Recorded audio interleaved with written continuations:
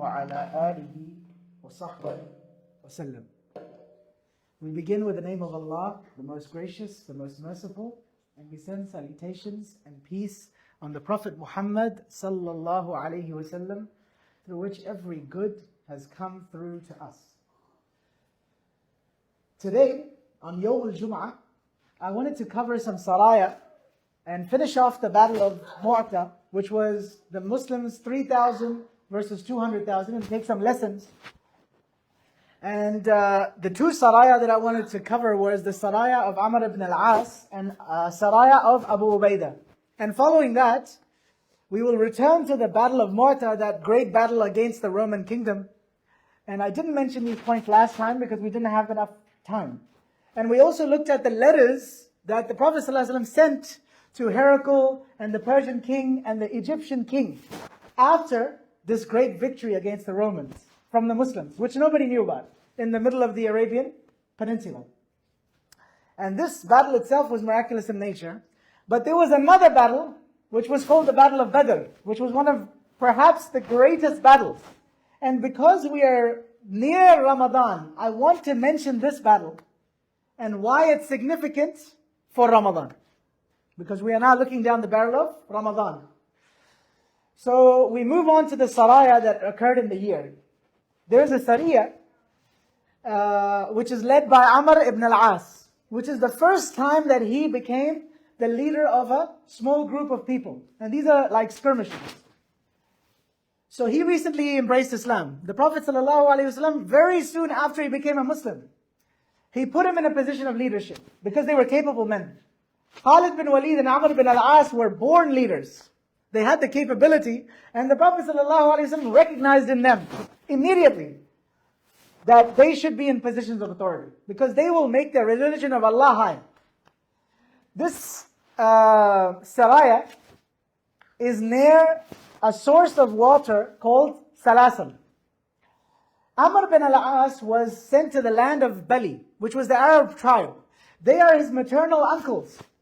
So the Prophet ﷺ sent him to them. However, they gathered a force to fight against the Muslims. And because of the numbers of this force, Amr bin al-As asked for reinforcements. Allah subhanahu wa ta'ala's messenger sent him Abu Ubaidah and some Muhajirin Muslims. Amr bin al-As said, I am the Amir. And then the other Muhajirun said, no, the Prophet Muhammad, because Ubaidah was a seasoned Muslim commander. So when he came as a reinforced troop, the people, the Muhajirin in that force of Muslims, automatically thought that now the seasoned general is going to come and take over for this newcomer who just became a Muslim now. And Amr bin al-As said, no. I have been appointed by who? The Prophet Muhammad sallallahu alaihi wasallam. And rather than argue, the last advice that the Prophet sallallahu alaihi wasallam gave me is, فَتَطَاعُوا لَا وَلَا تَخْتَلِفُوا. Do not disagree with each other and agree with each other. And Abu Ubaidah radiallahu anhu was a very soft man. If you read the biography of Abu Ubaidah, one of the 10 given glad tidings of Jannah, he was a very soft man. So he did not argue about the points. He accepted Amr bin al-As even though he was a new Muslim. And he said, you continue leading the force and I will be one of your soldiers. So when this happened, Amr bin al-As was the leader. At night time, Amr bin al-As had a wet dream. Ikhtilam. When he woke up, it was very cold. Now, what do you need to do? You now need to go and do ghusl. You need to do a shower. He just made a ghusl. The Prophet ﷺ was told about this. Amr bin al-As said, I feared for my safety. It was very cold water. So I took precautions and I didn't do ghusl. I just made wudu. The Prophet ﷺ smiled and didn't say anything. So some scholars use this as evidence that if there is risk that the water is too cold and you're out on a battlefield, then it is possible for you to just make tayammum or wudu and not have to bathe and take a full shower of ghusl. This is the Sariyah that we found the ruling for this. That is Salasil. And then there's another Sariyah of Abu Ubaidah. And Ibn Kathir actually mentions it. Al-Bayhaqi mentions it in this chronological order, after the Battle of Mu'ta. even though this Sariyah must have occurred before Sulh al-Hudaybiyah. Abu Ubaidah was sent out to Yarsud, Iraq, Quraysh, to spy on the caravans of Quraysh. And we know at the time of Hudaybiyah, there was a truce, there was a treaty. So how come this happened? Now I don't recall if we covered this before in the previous khutbahs, but we are going to cover it here anyway, briefly. Because Ibn Kathir mentions it in this position. They were sent to Sayf al-Bahr. And the appointment was to gather reconnaissance on the caravans of Quraysh. So they ran out of food. So Abu Ubaidah would give them one date a day. One date. When this narration was heard by one of the tabi'een, what would one date do for you? Every day you get one date. So the one who told the story, he said, when the dates ran out, we knew the value of one date a day. You're talking about what would one date a day do for me? What kind of meal is that? When we had no food, one date was enough. But when we ran out of dates completely, Qais bin Sa'd ibn Ubadah, he borrowed some camels from some of the mushrikeen. He said, I'm going to pay you. And he would slaughter for them 5 camels a day until Abu Ubaidah banned him from doing this. Qais was very generous. Abu Ubaidah stopped him because he is going to put himself in severe trouble. How are you going to pay back for all of these camels? So this Muslim army had left out to get reconnaissance. And subhanAllah, they first ran out of food. Then they only got one date a day. Then this man from among them, Qais, he borrowed camels and he started slaughtering them one after the other. And the leader of the army is telling him, don't do it anymore. You're just racking up a debt for no reason. And you don't need to do this. Allah subhanahu wa ta'ala will provide us. So, one of the mushrik, he told him that I would pay you back for these 5 camels every day. Until he was banned, he continued doing it. Qais was a man that was very generous. Abu Ubaidah stopped him because he's going to put himself in debt. And debt is not something that is liked in Islam. So, he stopped him by force. Now you have to listen to the leader. Now they have nothing again. Allah Azza wa Jal saw that these men are mujahideen fi sabilillah. So Allah subhanahu wa ta'ala provided him with a miracle. So they were in the area and they were in their camp. And the thirst and the food was so dire that they started walking around their campsite because they were so hungry. They had no dates, they had no more camel meat, and now they had been hungry for days. And now they're just marching around and they see what looks like a hill in the distance. So they see what looks like a hill in the distance. A hill of sand. They came close to it. It was a whale. A dead whale. They said, we can't eat from this because it's dead. And then Abu Ubaidah told them that we are the messengers of Allah. We are fi sabilillah. We are fighting in the way of Allah. And it is a necessity for us, so we must eat from it. So they were very hungry. So they started eating from this whale. In fact, what they did was they set camp right next to the whale for an entire month, feeding off the flesh of the whale. Every day, they would eat from it. One of them said, until the flesh on our stomach started to fold. Meaning their stomachs were usually so tight. They all had abs. First of all, they were very fit. And they suffered a certain period of malnutrition. So they definitely were skinny at that time. Now they're eating so much. Daily, they're eating meat from this whale. Until the flesh on their tummy started folding. They started to get a gut. How many were there? Listen, they were eating for an entire month.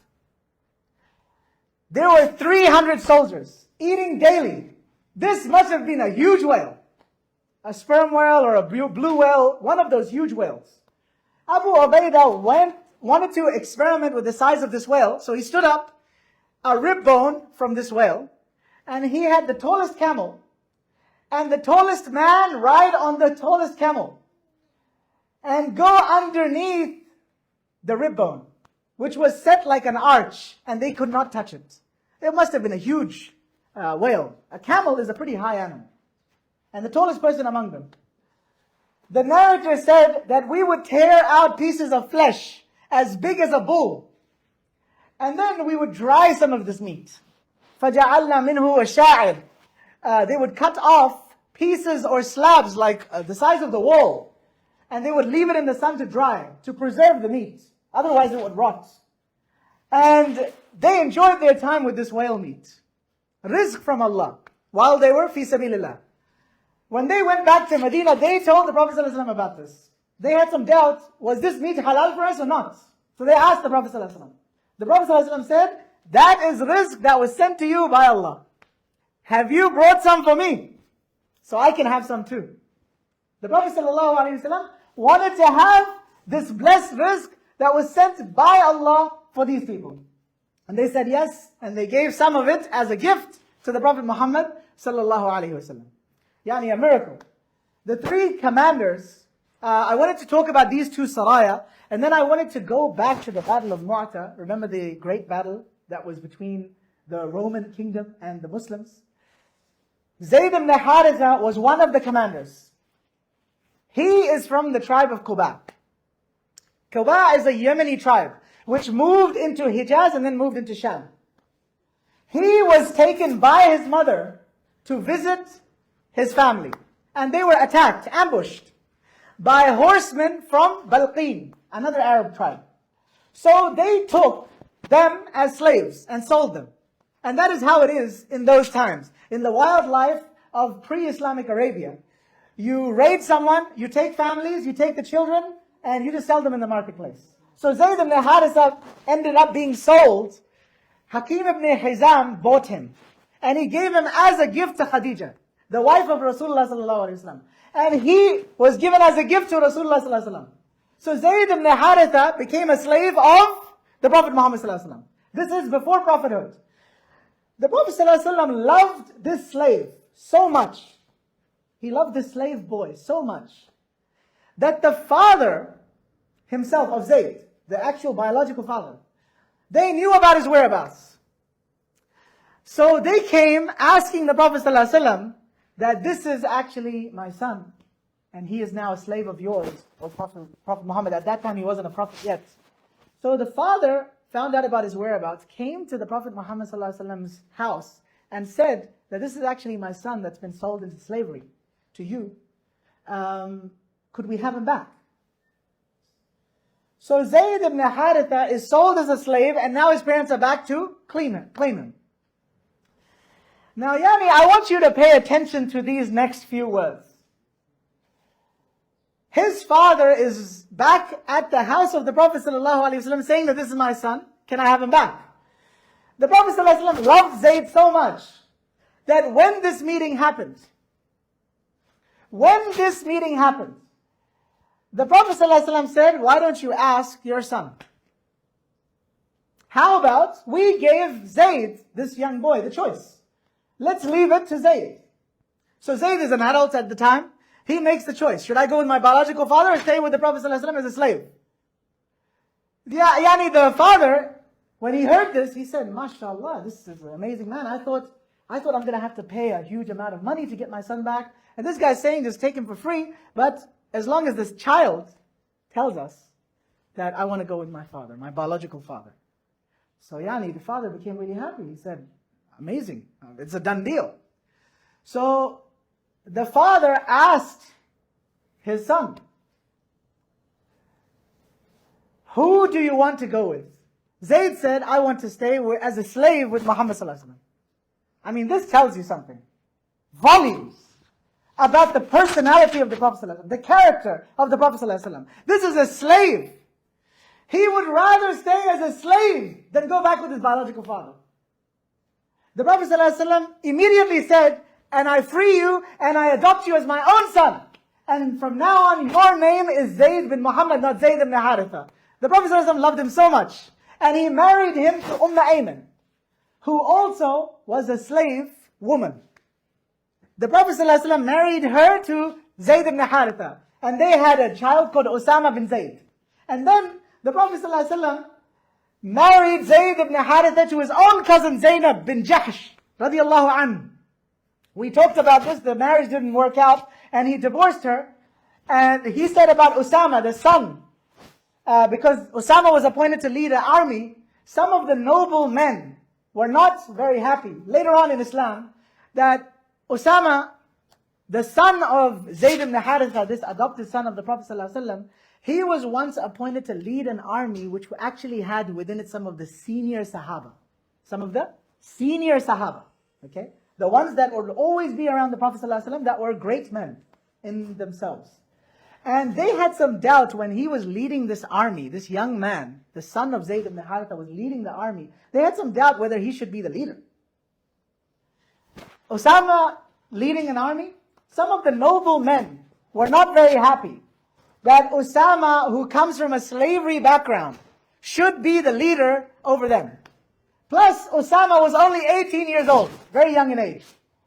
So they talked about it a little bit. The news reached to the Prophet ﷺ, إن تطعنوا في امرأة فقد كنتم تطعنون في امرأة أبيهم من قبل وأيم الله إن كان لخليقا للأمارة وإن كان لأحب الناس إليه وإن هذا لمن من أحب الناس إليه من بعده. Subhanallah. This hadith is in Bukhari and Muslim. The Prophet ﷺ said, if you dispute, O Muslims, old Muslims, if you dispute his leadership, you are disputing the leadership his father before him. And in the name of Allah, he is appropriate person for leadership. And his father was an appropriate person for leadership. And he is from among the most beloved people to me. And his father was from among the most beloved people to me. Remember, this boy who is now leading these Muslims in a battle later on in Islam, his father was who? The one out of 3 commanders that gave their lives one after the other in the battle of Mu'ta, the first great battle against the Roman Empire. I am telling you a bit of background here. Why? Because I want you to know these men. His father, Zayd ibn Haritha, who gave his life, was among the most beloved people to the Prophet ﷺ. He is the only companion mentioned by name in the Quran. فَلَمَّا قَضَى زَيْدٌ مِّنْهَا وَطَرًا زَوَّجْنَاكَهَا. He is the only Sahabi mentioned by name in the Quran, in Surah Al-Ahzab, in the Book of Allah, which is recited until the Day of Judgment. We are reciting the name of who? Zayd ibn Haritha, radiyallahu anhu. What a great honor for this man. He was a slave. Ja'far bin Abi Talib, the cousin of the Prophet ﷺ. He is older than Ali bin Abi Talib, the second commander. He made hijrah to Habasha, and he had some leadership positions over there. He was the spokesman of the Muslims when they made the first migration to An-Najashi, the Christian kingdom. And he's the one who taught Najashi, this king, about Islam. He participated in the hijrah to Habasha and the hijrah to Medina. And when he arrived in Khaybar, the Prophet ﷺ said, I don't know which causes me more joy. He just walked into the room. The opening of Khaybar or the arrival of Ja'far. That's how beloved he was. And remember, he was the one, going back to the battle of Mu'ta, he was the one that had one hand chopped off. Then he hugged the banner and put it in his other hand, and that hand was chopped off. And then whatever was left of his arms, he hugged the banner with it until he was stabbed and stabbed and stabbed and he died. That was the second commander of the Battle of Mu'ta that gave their life. So this is a little bit of background about who these people are and who was the last commander. The last commander is Abu Ubaidah. And remember, he is the one that Allah replaced his hands with 2 wings, Ja'far. Abdullah bin Rawaha, is the third. He is the one that gave pledge in Bay'atul Aqaba. He was an excellent poet. He had poetry, Arabic poetry in support of Islam. And in defense of Islam, in praising him. There's a hadith about him. عن أبي أمامة رضي الله عنه قال سمعت رسول الله صلى الله عليه وسلم يقول بين أنا نائم أتاني رجلان فأخذا بضبعي فأتيا بي جبلا واعرا فقال سعد فقلت إني لا أطيق فقال إن سأسهل لك فسعدت حتى كنت في سواء الجبل فإذا أنا بأصوات شديدة فقلت ما هذه الأصوات قالوا هذا هو أهل النار. Abu Umama radiallahu anh narrates that I heard the Prophet ﷺ say when I was asleep, two men came to me and they took me to a rugged mountain and they told me climb. They said I cannot. They said we will help you. We heard some loud voices screaming and uproar. And I asked, what are these voices? This is the Prophet ﷺ asking. This is the groaning of the people of hellfire. ثُمَّ انطُلِقَ بِي فَإِذَا أَنَا بِقَوْمٍ بِأَرَاقِيبِهِمْ مُشَقَّقَةٌ أَشْدَاقُهُمْ تَسِيلُ أَشْدَاقُهُمْ دَمًا. And then we moved on in the dream of the Prophet ﷺ. And we saw people hanging from their tendons. And their mouths are split open. And blood is streaming out. I said, who are these people? قِيلَ هَؤُلَاءِ الَّذِينَ يَفْطُرُونَ قَبْلَ تَحِلَّةِ صَوْمِهِمْ. They told me, these are the people who break their fasts before time enters. They're in a hurry. ثُمَّ انطُلِقَ بِي فَإِذَا أَنَا بِقَوْمٍ أَشَدُّ شَيْءٍ انتفاخا وَأَنْتَنْهُ رِيحًا وَأَسْوَاؤُهُمْ مَنْضَوْا. And then we moved on, and I saw people that were bloated, fat, and a stench was coming out from among them. A horrible smell. And they had a very ugly look. I said, who are these people? قِيلَ هَؤُلَاءِ قَتْلَ الْكُفَّارِ. These are the ones that are killed from among the disbelievers. ثُمَّ انطُلِقَ بِي فَإِذَا أَنَا بِقَوْمٍ أَشَدُّ شَيْئًا انتفاخا وَأَنْتَنْهُ رِيحًا كأن ريحهم المراحيض. قلت من هؤلاء؟ قيل هؤلاء الزانون. And then I saw a people that were bloated as well, and stench was coming out from them as well, and their smell was so horrible it's like toilets. So I said, who are these? These are the ones that commit fornication and adultery.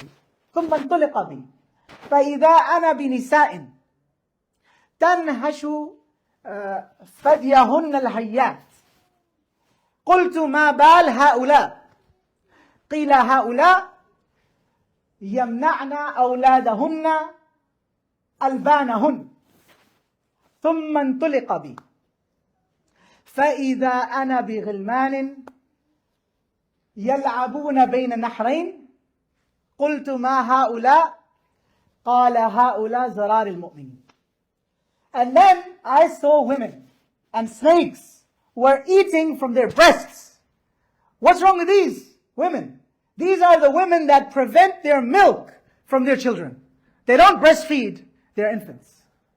And then, we can understand this now. Why? Because of the modern advances of all these technologies, and the breast milk is pumped out and this and that. SubhanAllah, women have stopped doing the right that is owed to that child. They've stopped breastfeeding. Why? Because they might harm their figure. قلت ما هؤلاء؟ قال هؤلاء زرار المؤمنين is the next one. And then I saw women and snakes were eating from this breast. This one's done. What is wrong with them? These are the ones that prevent their milk from their children. So this is the one that they do not allow them to breastfeed. They give them the bottle instead. And then we carried on, and then I saw children, playing between two rivers. I said, who are these? These are the children of the believers. ثم شرط بي شرطا فإذا أنا بثلاثة يشربون من خمر لهم. قلت ما هؤلاء؟ قال هؤلاء جعفر وزيد وابن رواحة. These three strange men that I've been telling you about. And then we climbed a high place. And I saw three men drinking wine. I said, who are these men that are honored? These are Ja'far, Zayd, and Ibn Rawaha. And then we went to a higher place in the dream. And then I saw three men. Who are these men? They said Ibrahim, Musa, and Isa. and they are waiting for you, Muhammad sallallahu alayhi wasallam. This hadith is narrated by Ibn Hibban and Ibn Khuzaymah in their tafsir. And subhanallah, my dear brothers and sisters in Islam, the reason I'm mentioning the backstory of these three men that gave their lives one after the other, they were appointed as leaders. If this person dies, this person dies, this person. And all three of them died. All three of them died, gave their life one after the other in one of the greatest single battles that was unfair, called the Battle of Mu'ta. 200,000 Roman soldiers versus 3,000 Muslims. And the reason I'm mentioning this to you, and also mentioning a hadith of the Prophet ﷺ and the dreams of the prophets, are wahi, revelation. It's like Quran for us. That the Prophet ﷺ singled out these men in a dream that was given to him by the Prophet, by Allah subhanahu wa ta'ala himself. That these three men are on one level, and then above them is a level where Musa, Ibrahim, the prophets of Allah are. So this tells you the backstory behind the people that are talked about as great men among the Sahabah. I'm not talking about the prophets. I'm talking about the Sahabah. And this is, we cannot be like the Sahabah. We cannot be the filth underneath their shoes, because they got to see with their own naked eyes the Prophet ﷺ. However, can be Siddiq, the awliya of Allah. We can be that. Even today, in this time.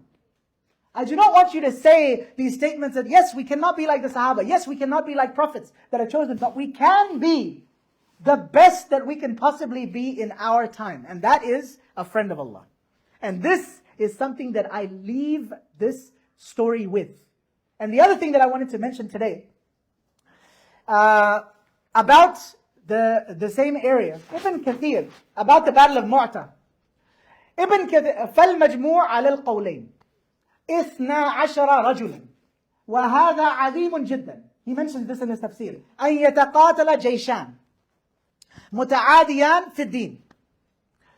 أحدهما وهو فئة الذي تقاتل في سبيل الله عدتها 3000 وأخرى كافرة وعدتها 100,000 مقاتل من الروم 100,000 ومن نصارى العرب 100,000 يتبارزون ويتساولون ثم معها هذا كله لا يقتل من المسلمين إلا 12 رجلا وقد قتل من المشركين خلق كثير. هذا خالد وحده يقول إن دقت في يدي يومئذ 9 أسياف وما صبرت في يدي إلا سفيهة يمانية فماذا ترى قد قتل بهذه الأسياف كله. دع غير أبطالي والشجعان ينخملة القرآن وقد تحكموا في عبدة السلبان عليهم لعائن الرحمن في ذلك الزمان وفي كل أوان. وهذا مما يدخل في قوله تعالى قد كان لكم آية في فئتين التقتا فئة تقاتل في سبيل الله وأخرى كافرة يرونهم مثليه رأي العين والله يؤيد بنصره من يشاء إن في ذلك لعبرة لأولي الأبصار. Surah Al Imran, verse 13. This is verbatim what is mentioned in Ibn Kathir. The total killed are 12 men. Now, my dear brothers and sisters in Islam, I want you to try and calculate this in your head. There is 200,000 Roman soldiers, 100,000 of which are professional soldiers. They do not have any other job. They don't go to work. They don't have an office. They don't have a business. They are 100,000 strong. The only thing that they do is train for battle. That's it. 100,000. And then 100,000 more reinforcements of the Roman Empire. They are versing who? 3,000 Muslim soldiers. And are you telling me, Ibn Kathir, one of the greatest historians, is reporting that 12 people died among the Muslims? How does that make sense? You would think that this is going to be a disaster for the Muslims. Only 12 men were killed. So Ibn Kathir says, according to these authorities, the total number of people are 12 men. That was the total number killed. 2 armies of opposing faiths. One consisting of those fighting for Allah, 3,000. And numbering this 3,000 men. And the other of disbelievers, totaling 200,000. 100,000 Romans and 100,000 Christian Arabs could battle together with the resulting deaths of only 12 Muslims is a miracle from Allah. And a large number of unbelievers were killed. Khalid alone stated that I broke 9 swords on the skulls of and only a Yemeni broadsword stayed with me till the end of the day. How many people must he have killed if he breaks a sword on someone's head? How many people would Khalid bin Walid just himself would have killed? He would have probably killed 100 easy. Just by himself. Maybe more. 100 people in that day. And you are telling me only 12 Muslims died that day? That is amazing. How many would be killed among the opposing army? Imagine the brave bearers of Quran like him that were sentenced to death, those crucifix worshippers, upon whom the curse of Allah is.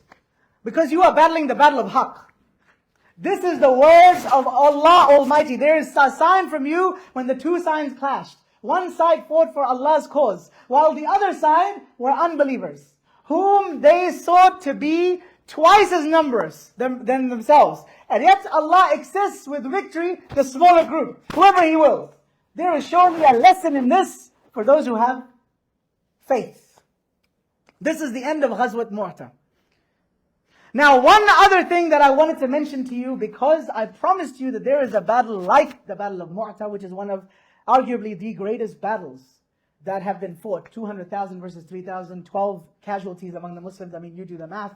The second battle that is considered among the greatest battles between good and evil is the Battle of Badr. The Battle of Badr. I want to remind you, why I'm mentioning this now is because we are staring down the battle of the month of Ramadan. And this battle also had some odds. In the Battle of Badr, we are looking at 313 on one side. Pitiable situation of the Muslims. 70 camels, 2 horses. One riwayat, it comes, they had 5 swords between them. 300 men, 5 swords. Well, someone had a sword, someone had a shield, someone had one shoe, someone had another shoe. 313 facing the might of 1,000 strong. 3 times the number and more. It was a suicide mission. Are you crazy? They had went out to attack the caravan of Abu Sufyan. They were not expecting to face the might of soldiers. 1,000. What was the Prophet ﷺ preparing them? He didn't send back for reinforcements. The Prophet ﷺ was with them. He asked them one question. Oh my Sahabah, are you ready to hand yourself to Allah? Are you ready to hand yourself to Allah? He asked one question. Are you ready to hand yourself over to Allah and His Messenger? Abu Bakr stands up and says, I am ready. Umar stands up, I'm ready. Still, he repeats the question again. Why? Because he's referring to the Ansar of Medina. They had taken the oath in Aqaba that we will serve the Prophet ﷺ. We will protect him like we protect our own women and children. Badr is 170 kilometers away from Medina. Sa'ad bin Mu'adh stands up. Ya Rasulullah sallallahu alayhi wasallam. Are you referring to us, the Ansar, the people of Medina? Are you ready to hand yourself over to Allah and His Rasul? What did he reply? إِذَنْ لَا نَقُولُ لَكَ كَمَا قَالَ قَوْمُ مُوسَى عَلَى مُوسَى اذهب أنت وربك قاتلا إنا هاهنا قاعدون ولكن اذهب أنت وربك قاتلا إنا معكما متبعون فنحن نقاتل عن يمينك وعن شمالك وبين يديك وخلفك فإنا قد آمنا بك وصدقنا وآتيناك على ذلك عودنا ومواثيقنا وطاعة لك Ya Rasulullah, لو أمرتنا أن نقيد البحار لاخذناها ولو أمرتنا أن نضرب أكبادنا إلى برق الغماد أفعلنا فانطيا يا رسول الله سل حبال من شئت واقطع هبال من شئت وسالم من شئت وحارب من شئت وخذ من أموالنا ما شئت والذي أخذت من أموالنا أحب إلي مما ترك. He said, "O Nabi of Allah, we will not say that the Bani Israel said to Musa alayhi salam that the deen of Allah is dying. You go and fight. We're going to sit down. We're not going to go like the Jews. We are not the Bani Israel. We're going to say to you, O Prophet Muhammad sallallahu alaihi wasallam, we are with you. We are on your right. We are on your left. We are in front of you. We are behind you. We brought Iman on. We brought Iman on you. You are the true Nabi of Allah. And because of that, our body is not ours anymore. This life is not ours anymore. It has been given to Allah.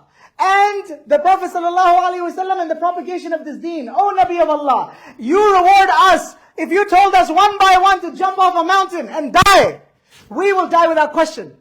If you order us one by one to jump in the river and sea and drown, we will go without question. If you told us one by one to march our camels into Ghartul Imad in Yemen, we will do so.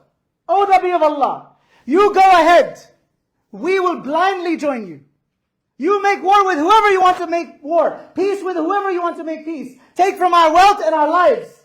Whatever you want, take it. Whatever you lose of our lives is more beloved to us than what we leave behind. Then, when this was ready, this was the hearts of the Sahabah. Their preparation was not weapons, swords, muscles. When he heard this, everyone saw the smile of the Prophet ﷺ. And Allah referred to that day as Yawmul Furqan, 313 ill-equipped people. Allah made the decision that Islam will spread through this battle. My respected brothers and sisters, that day was in the month of Ramadan, the 17th of Ramadan. Allah made the decision in the heavens that Islam will spread. 6 years later, Fatah Makkah. Allah's Rasul sallallahu alaihi wasallam walked into Makkah, that city from which he had been kicked out. Allah Ta'ala brought his Nabi back to Makkah, victorious. They didn't even fight. Fath Makkah. And then Islam spread to the four corners. Fath Makkah also took place in Ramadan. This is not a month, the month that is coming in Ramadan. It is not a month, my dear brothers and sisters in Islam, that we sit back and we relax on the couch. This is the Battle of Badr and the Battle of Mu'ta and some Sarayyah, which I have explained to you in detail, to put and instill in you that we Muslims today, in this time, can achieve wonders. But we first need to believe it ourselves. We first need to believe it ourselves. And the last part of it is that of Ramadan. May Allah subhanahu wa ta'ala grant us tawfiq and ability to practice what we have just heard.